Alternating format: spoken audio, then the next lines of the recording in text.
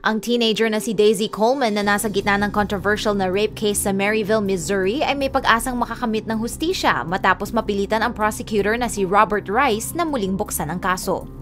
Noong January 7, 2012, si Coleman na 14 years old at ang kanyang matalik na kaibigan na babae, 13 years old, ay tumakas at nagpunta sa bahay ng football player na si Matthew Barnett, 17 years old. Sa bahay ni Barnett ay pinag-iinom ng vodka shots ang dalawang batang babae. Dahil sa dami ng kanilang nainom, ang huling naalala ng dalawang babae ay napaligiran sila ng mga football players at patuloy silang pinaiinom. Pagkaraan ng isang oras, iniwan ng mga lalaki si Coleman sa harap ng kanyang bahay. Akala ng nanay ni Coleman ay may asong nangangapa sa pintuan ng kanilang bahay. Ang kanyang natagpuan ay ang kanyang anak na nasaktan at halos mamatay sa ginaw. Gumamit ng rape kit ang mga doktor at kinumpirma na si Daisy ay na-rape. Inaresto ng pulis ang mga suspect at nirecord ang kanilang mga confession.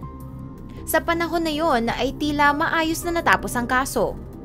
Pero nang kumalat ang balita tungkol sa pag-rape kay Daisy, ang mga taong nakatira sa Maryville, Missouri ay kinampihan ng mga suspect. Naglabas ng sama ng loob sa Facebook at Twitter ang mga estudyante at tinawag na whore at liar si Daisy at sinabihan pa itong magpakamatay na lang sana siya. Nasuspindi pa si Daisy sa cheerleading squad dahil sa kanyang pagkakasangkot sa insidente na kung saan siya ay malinaw na biktima.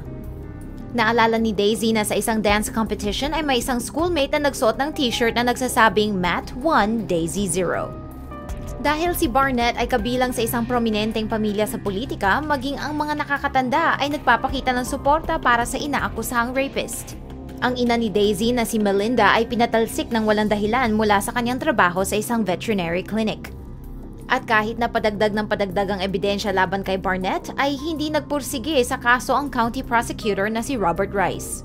Nang magdesisyon ng pamilya ng biktima na umalis mula sa Maryville, nasunog ang bahay na kanilang iniwan at sinusubukang ibenta. Ang scandal na ito ay ikinagalit ng maraming tao at nakuha ang atensyon ng buong mundo, mas lalo na ngayon at ito ay isa ng kaso ng Anonymous, isang grupo na tumutulong sa mga kasong rape.